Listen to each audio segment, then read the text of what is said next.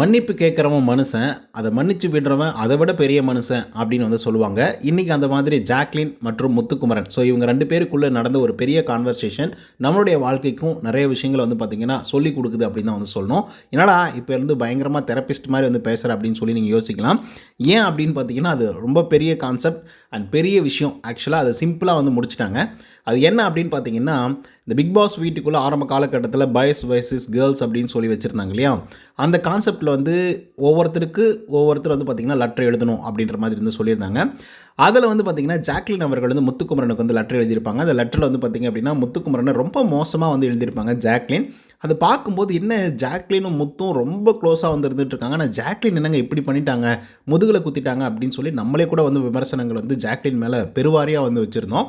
அதில் என்ன எழுதியிருந்தாங்க அப்படின்னு பார்த்தீங்கன்னா, மிடில் கிளாஸ் அப்படிங்கிற ஒரு வார்த்தையை யூஸ் பண்ணி பெருவாரியான கூட்டத்தை வந்து அட்ராக்ட் பண்ண பார்க்குறாரு அப்படிங்கிற மாதிரி சில வாக்கியங்களை வந்து எழுதியிருப்பாங்க. அது ரொம்ப பேசும் பொருளாக மாறுச்சு. அதுக்கப்புறம் அந்த தப்பை வந்து உணர்றாங்க ஜாக்லின்.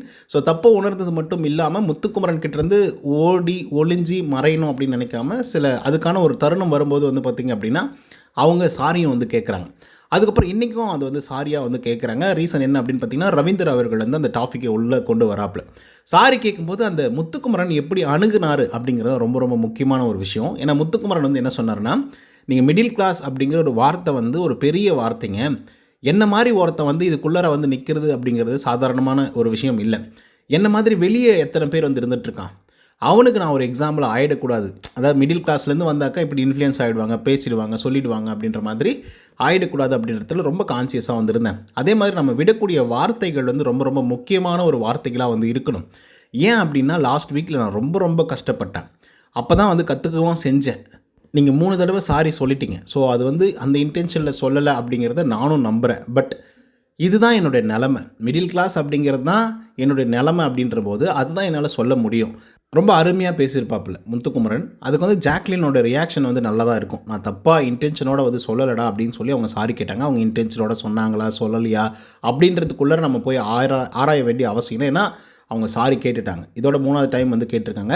ஸோ இதை வந்து ஃபேட் மேனை வந்து பார்த்திங்கன்னா ஓகேடா ஒன்றும் பிரச்சனை இல்லை அப்படின்ற மாதிரி வந்து சொல்லியிருந்தாப்புல. அது ஒரு நிகழ்வு தான். அந்த நிகழ்வு கடந்து போயிடணும், அவ்வளோதான். Very simple.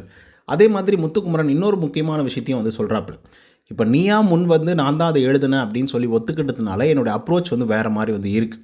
ஒருவேளை நானாக கண்டுபிடிச்சி இவங்க தான் அதை வந்து எழுதியிருக்காங்க அப்படின்னு ஒரு வேளை தெரிஞ்சிருந்தால் அப்போ என்னுடைய ரியாக்ஷன் வேறு மாதிரி வந்து இருந்திருக்கும். பட் எனிஹவ் எல்லாத்தையும் கடந்து போகிறது தான் நல்லது. அண்ட் நான் இருக்கிறத தான் சொல்கிறேன். ஐ எம் மிடில் கிளாஸ், இதுதான் என்னுடைய நிலைமை அப்படிங்கிறத பக்காவாக வந்து சொல்லி முடித்தார் நம்மளுடைய முத்துக்குமரன்.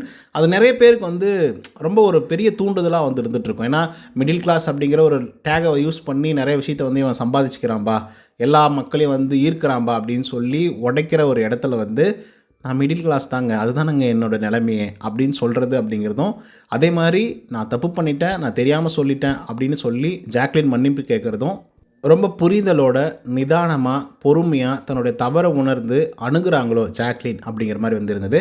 ஸோ இதனால் முத்துக்குமரனுக்கும் பெரிய ப்ளஸ் அண்ட் ஜாக்லினுக்கும் பெரிய ப்ளஸ். அதை நம்ம பொறுத்துட்டு தான் பார்க்கணும்.